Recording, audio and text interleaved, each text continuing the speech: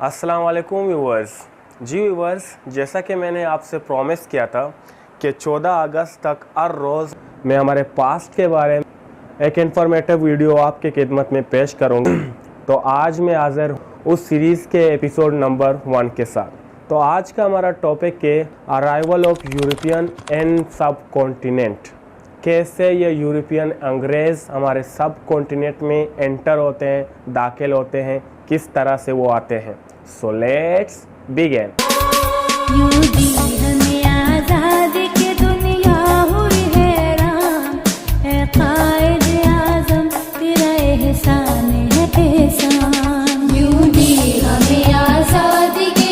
जी तो व्यूअर्स, ये बात है 1600 की, जब अंग्रेज़ों के दिमाग में इंडिया में एक कंपनी खोलने का आइडिया आया ताकि वो अपने इस कंपनी से इंडिया में एक्सपोर्ट और इंपोर्ट का काम कर सकें।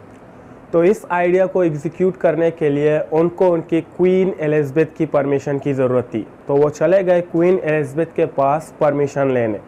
जब वो क्वीन एलिज़ाबेथ के पास परमिशन लेने गए तो क्वीन एलिज़ाबेथ ने सिर्फ और सिर्फ उन्हें 15 साल की मोनोपोली दी, ये कहते हुए तुम लोग ये कंपनी खोल तो रहे हो, लेकिन अगर 15 साल के अंदर इस कंपनी ने हमारे मुल्क को कोई प्रॉफिट नहीं दी तो आपको ये कंपनी फ़ौरन बंद करना होगी। तो अंग्रेज़ों ने क्वीन एलिज़ाबेथ की ये बात को एक्सेप्ट कर लिया, मोनोपोली लेकर चले गए इंडिया में। जब वो इंडिया आए तो उनको वहाँ पर पता चला कि उनसे पहले वहाँ पर पुर्तगाल के लोग आकर बस गए हैं, वहाँ पर ट्रेडिंग, तिजारत वगैरह वो कर रहे हैं। तो पुर्तगाल से 8 साल की नेगोशिएशन के बाद, बातचीत के बाद उनको मौका मिला कि वो इंडिया में जाकर ट्रेडिंग करें। जब 1608 में वो इंडिया में आखिरकार एंटर हुए ट्रेडिंग के लिए, तो फिर उन्हें पता चला कि एक और मुसीबत, एक और प्रॉब्लम उनका सामना करने के लिए बैठा है, और वो थी मुग़ल बादशाह सिस्टम।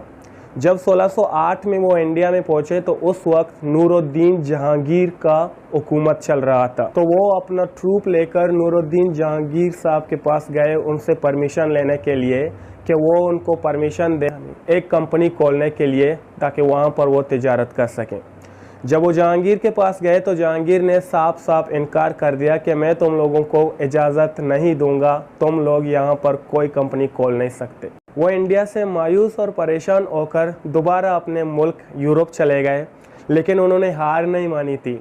वो दोबारा फिर अपने मुल्क के किंग के पास गए। उस वक्त क्वीन एलिज़ाबेथ नहीं, क्वीन एलिज़ाबेथ की डेथ 1603 में हो गई थी। तो इसीलिए जब वो 1608 को वापस यूरोप में आए तो उस वक्त जेम्स सिस्टम शुरू हो गया था। तो उस वक्त यूरोप का किंग जेम्स 1 था। तो वो जेम्स 1 के पास गए, उनसे अपनी पूरी की पूरी स्टोरी शेयर की। तो फिर जेम्स ने कहा तुम लोगों को परेशान होने की कोई ज़रूरत नहीं है, जो करूँगा मैं करूँगा। तो इसके बाद 1615 में जेम्स ने एक डेलीगेशन भेजा। Delegation means group of people, कुछ लोग उसने भेजे, और उन लोगों की सरबराही की थी थॉमस रो ने।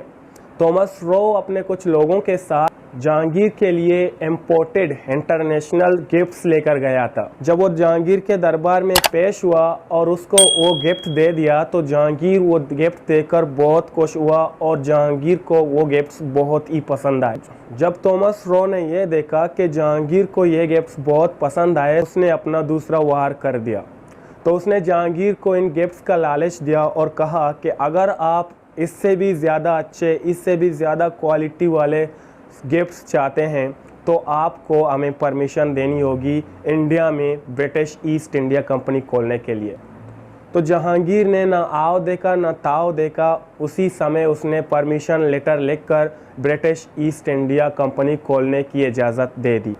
तो ये देखकर अंग्रेज़ बहुत खुश हुए और अपनी पूरी की पूरी पलटन लेकर इंडिया में आने लगे। इसी तरह वक्त गुजरता गया और ब्रिटिश के लोगों ने इंडिया में अपनी बहुत सारी ब्रांचेस बनाना शुरू कर दी। मुंबई, दिल्ली, कलकत्ता जैसी बहुत बड़ी शहरों में उन्होंने अपनी ईस्ट इंडिया कंपनी की ब्रांचेस बनाना शुरू कर दिया। तो इस तरह हुई यूरोपियन की एंट्री इन इंडिया। तो ये थी इस सीरीज़ की पहली वीडियो, एपिसोड नंबर 1। कैसी लगी आपको ये वीडियो कमेंट सेक्शन में ज़रूर बताएं। तो मिलते हैं आपके साथ एपिसोड नंबर 2 में, देखते हैं यूरोपियन ने आने के बाद इंडिया में क्या क्या गुल खिलाए। तो thank you for watching the video, take care of your self, अल्लाह हाफिज़।